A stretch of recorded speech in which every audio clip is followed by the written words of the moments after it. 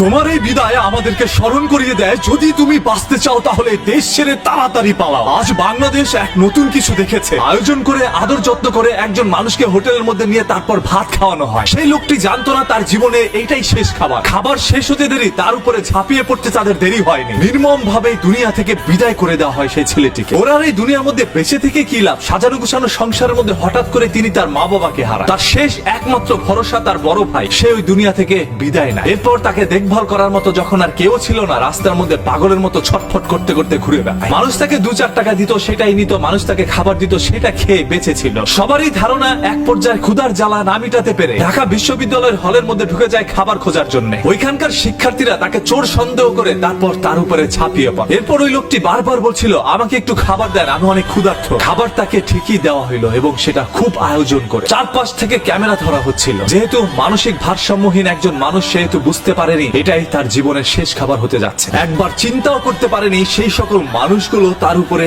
এইভাবে ঝাঁপিয়ে পড়তে পারে। বাংলাদেশের ইতিহাসে হয়তোবা এরকম কোন মহর্ষ ঘটনা আগে কখনো ঘটেনি। আজকের এই ঘটনাটি আমাদের সবাইকে চিন্তায় ফেলে দিয়েছে।